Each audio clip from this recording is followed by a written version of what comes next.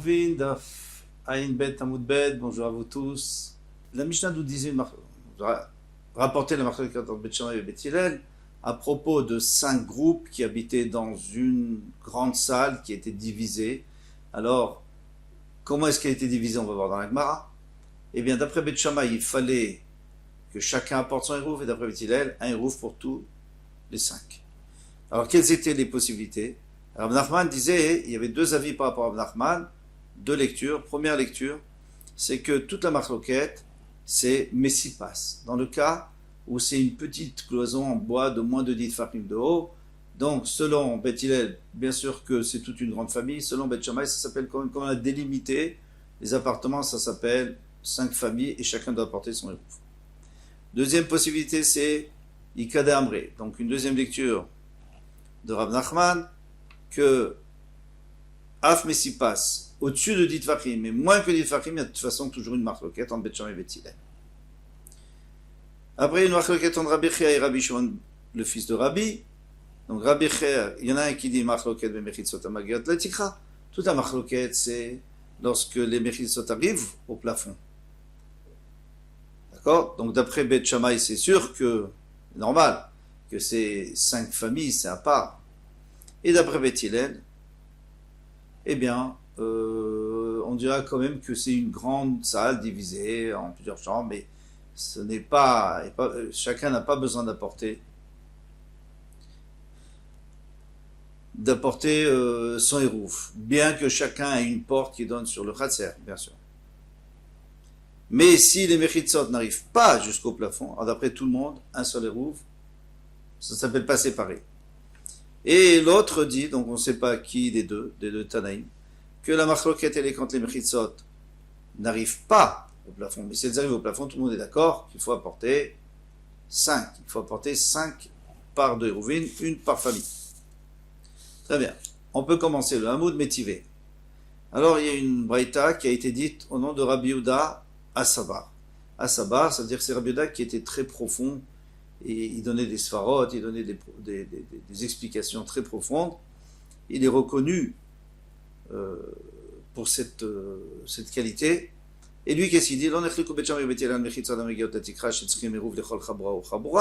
Il dit, si les cloisons arrivent au plafond, on n'en parle pas, c'est des appartements séparés, tout le monde doit apporter, chacun doit apporter.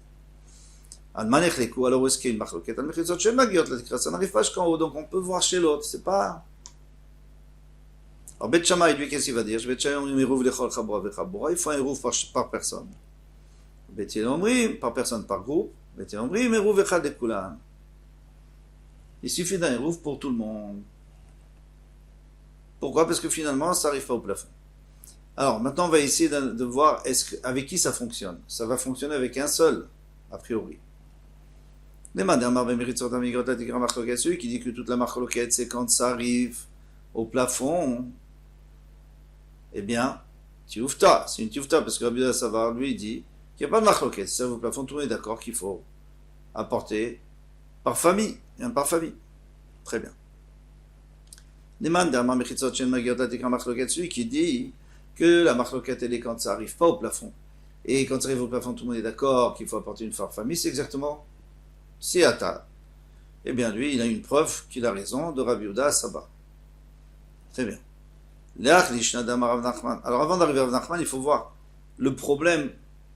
Est-ce que ça les dérange, Rabbi Chia et Rabbi Shimon, Rabbi, est-ce que ça les dérange? C'est des Tanaïm, ils peuvent être d'accord ou pas être d'accord, ils sont obligés d'être d'accord avec Rabbi Yehuda Savar. Après on dit que ça serait peut-être une tiufta, une question contre eux. Alors, il faut dire que eux c'est les derniers Tanaïm, tandis que Rabbi Yehuda Savar était parmi les grands Tanaïm, donc c'est un peu gênant qu'ils se permettent de discuter contre lui. Maintenant, on va essayer d'analyser Rav Nachman. Là, c'est plus embêtant parce que Rav Nachman est un Amora. Eh bien, l'air Nishna, selon le Lachon, selon la lecture d'Amar Rav Nachman, comme Rav Nachman dit marloquette, même ici, passe que toute la marloquette, elle est quand il y a un muret de moins de 10 tfachim. Alors, c'est sûr que ça ne correspond pas. Parce que, qu'est-ce qu'ils ont dit? Ils ont dit que la marloquette, du Rabbi Yehuda Savar lui a dit que la marloquette, elle est quand ça. Et une vraie mechitza. Moins que dit Farim, c'est pas une mechitza, ça s'appelle pas une mechitza. Tioufta. Donc c'est sûr, ça marche pas. Et là, d'après la deuxième lecture d'Rav Nachman, qui a dit Af Messi passe Machloket, lui dit que Messi, moins que dit Fahim, mais plus que dit Fahim, il y a une Machloket. Alors est-ce que ça correspond ou pas? Les maths Tioufta. A priori, ça correspond pas. Pourquoi ça correspond pas? Parce que, d'après eux, d'après Abu Savar, où est-ce qu'il y a la machloket? C'est dans le mechitzot qui n'arrive pas au tikra. Mais ici, mais s'il passe, bien sûr qu'il n'y a pas de machloket. Mais s'il passe, c'est sûr que tout le monde est d'accord qu'il faut apporter. Ça s'appelle pas séparé d'après Abu Savar. Et d'après cette lecture, il dit non, Raf Messifas machloket. Amar Rav Nachman peut te répondre, pliquer mechitza ve'uadin ben s'il passe. En vérité, même Rabbi Yehuda, il serait d'accord que Messi passe, il y a aussi une machloket. Pas quand tu penses que Rabbi Yehuda, Sabar, lui, l'a dit quand il y a une mechitza. Une mechitza, c'est plus que 10. Il dit qu'il y a une machloket quand il y a une mechitza. Machma que s'il n'y a pas de mechitza, il n'y a pas de machloket, tout le monde est d'accord qu'il faut apporter par famille. Il te dit non, c'est pas vrai. Tu peux dire que Rabbi Yehuda, Sabar, il est d'accord avec ça. Qu'il ne faut pas apporter, qu'il y a une machloket, même en dessous, le dit fa. Alors pourquoi il a parlé du cas où il y a une mechitza? C'est-à-dire qu'il y a dit fachim, il a qu'à dire même moins un peu dit fachim, une machloket. De dire chakochan de Beth Hillel, c'est pour te dire la force de Beth Hillel, que bien que fait plus que dit fachim, il n'a pas besoin d'apporter une par personne. Alors la Gemara donc ici passe de dire chakochan de Beth Shammai. Tu avais qu'à préciser que la machloket est dans le Messipas pour te dire que même dans ce cas-là, Beth Shammai lui dit qu'il faut apporter une par famille. On dit quand on veut parler de la force d'un Tana, on parle plutôt ou d'un Amora, on parle toujours de la force de celui qui permet, pas celui qui ne permet pas. Parce que d'interdire, c'est facile. Quand on n'est pas sûr, on interdit, puis c'est tout. Mais si on permet, c'est qu'on a des preuves et qu'on se base sur quelque chose de solide. Donc c'est pour ça qu'on a envie d'apporter ce chidouche-là. Alors, Rav Nachman a dit Amarav, on de Rav Alacha qui Rabbi Yehuda Sabar. La Alacha, c'est comme Rabbi Yehuda Sabar, c'est-à-dire que si on veut faire une racha et dans la racha on veut dire des halachot, eh bien on a le droit, on dit la Alacha c'est comme Rabbi Yehuda Sabar. Amar Rav Nachman Yitzchak Matitin Namidika, tu peux même déduire de la Mishnah des Katané, parce qu'il y a la Mishnah. Modim bisman shemixatan shruim bechadarim ou ba'aliyot shetzchim eruv lekol chabra ou chabra. Ils sont d'accord que si la majorité sont dans des chambres, ou alors, qu'est-ce que je dis, une partie des habitants ils sont dans des chambres, au baliot, ou à l'étage, chacun doit apporter un erouf. Maï chadarim, ou maï aliot. Qu'est-ce que quand on dit chadarim et aliot, c'est quoi? Il est ma chadarim, mamash, si tu me dis que c'est des vraies chambres fermées et tout, aliot, mamash, ou alors si c'est des étages séparés, putain, c'est pas chouette que chacun doit apporter. Ils sont même pas dans la même maison, c'est des appartements indépendants. Et la lave kent chadarim veken aliot. On est obligé de dire que, en réalité, on veut dire que ça ressemble à des chambres ou à des étages. Et de quoi on parle? On parle des mechitzot qui arrivent jusqu'au plafond. Donc ça s'appelle comme un appartement. Shma mina. Donc tu peux déduire ici que Rabbi Yehuda Savar, eh bien lui, il va comme la Mishnah. Parce que lui aussi il dit qu'à partir du moment où ça arrive jusqu'au plafond, eh bien c'est comme s'ils s'en séparaient totalement. Tana. Tout ce dont on a parlé que chacun doit apporter, c'est si on apporte le hérouf dans une autre maison, pas dans leur maison, pas dans leur salle. Mais si les gens ont apporté, c'est-à-dire c'est les gens qui habitent dans les autres maisons de la même cour, qui ont apporté le hérouf chez eux à la maison, dans cette salle où il y a les familles, à kol hérouf erkal echad lekulan, donc en réalité, et on n'a pas besoin d'apporter chacun son hérouf. Un hérouf pour tout le monde. En réalité, on n'a même pas besoin d'un hérouf pour tout le monde, parce que celui qui réceptionne le hérouf dans sa maison n'a pas besoin de donner l'hérouf. Parce que l'hérouf, c'est quoi?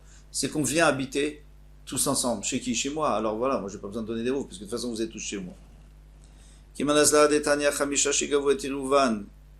Comme qui va, cette halakha qu'on a, cette braïta qu'on a dit que Chamisha Shegavu et Rouvan, s'il y a 5 qui ont encaissé le hérouf, Pourquoi? Parce qu'il y avait 5 personnes dans une cour, ils ont fait un rouvre entre eux, ils ont chacun donné du pain. Et bien maintenant, chez Molechem et Terouvan et Makom Acher, ils ont envie d'aller dans une autre cour pour porter aussi dans la cour voisine. Donc ils doivent apporter du pain et s'associer avec la cour voisine. Eh bien, Eruv Echad Lekulam, il y en a un qui le fait, ça suffit. Parce qu'à partir de nous, c'est une même famille. Alors on n'a qu'à dire que le chef de famille, il va aller, maintenant tout le monde est une même famille, donc il va aller, il va déposer là-bas Eruv. Keman, Kebetilel, ça va comme Betilel. C'est sûr que ça va comme Betilel, parce que c'est Betilel qui a dit qu'il y a une différence quand on va chez eux ou quand ils vont chez les autres. Alors ici, à partir du moment où on s'est tous associés, alors ça s'appelle une seule famille. Une fois que ça s'appelle une seule famille, il n'y a que Betilel qui dit que quand c'est une seule famille, on peut apporter. Bet Shammai, il dit que même quand on a fait déjà un Eruv, il faut encore que chacun participe. Il y en a qui disent que tout ce qu'on a parlé, tout le problème de notre Mishnah, c'est quand le Eruv vient chez eux. Et dans ce cas-là, Bet Hillel dit que il suffit d'un, et Bet Shammai dit qu'il faut 5. Mais s'ils apportaient le Eruv dans un autre endroit, des vrais alcools, donc c'est sûr que chacun doit donner, participer au Eruv. Keman Azla. Hadetania, alors comme qui va cette braïta qu'on a vu, Khamishim Shigavo et Terouvan, 5 qui ont encaissé le Eruv et donc ils se sont associés avec Shemolechim et Terouvan et Makom Acher, Eruv Echad Lekulan, il faut apporter un Eruv pour tout le monde, Keman Delok Echad, donc ça va comme personne.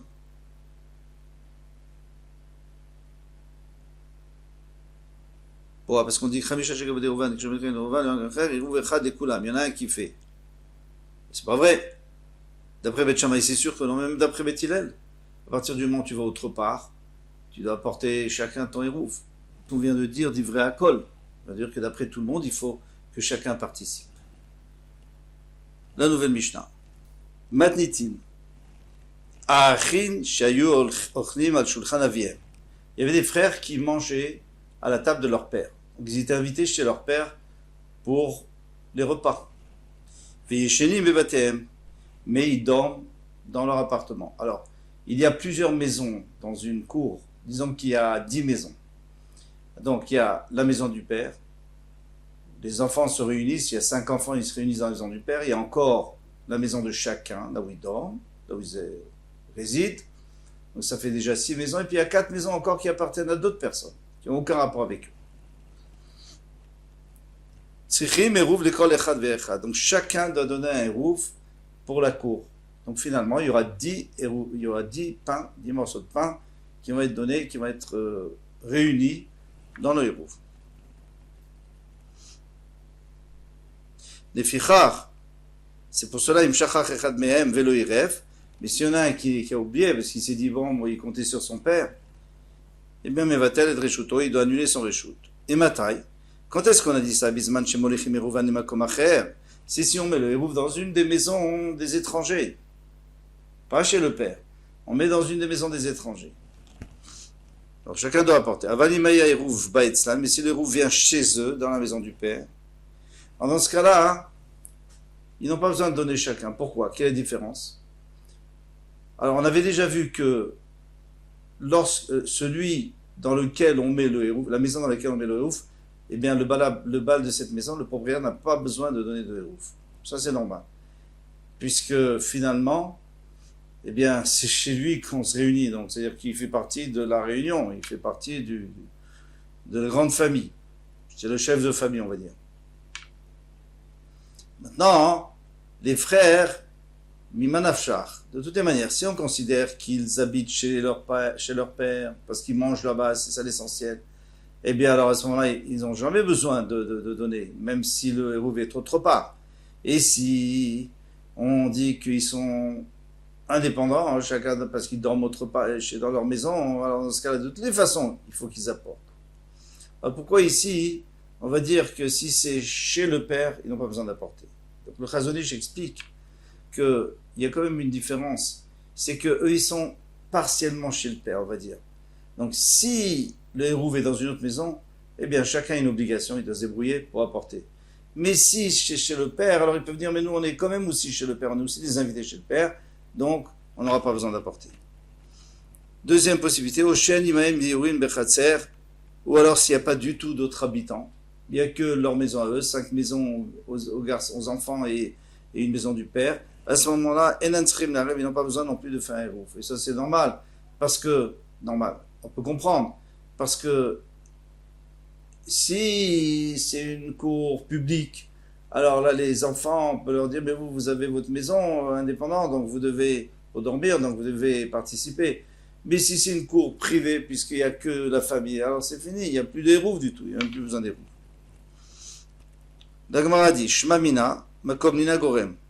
En tout cas, on voit clairement de cette Mishnah que l'essentiel, c'est l'endroit où on dort. Parce que si c'est l'essentiel, c'était l'endroit où on mangeait, alors à ce moment-là, eh bien, les enfants n'auraient jamais eu besoin de participer au hérouf puisqu'ils mangent chez leur père.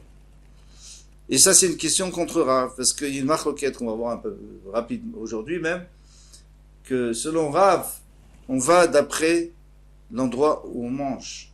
Et d'après Shmuel, on va d'après l'endroit où on dort. Donc ici, on voit bien qu'on va d'après l'endroit où on dort. Puisque normalement, les enfants doivent participer.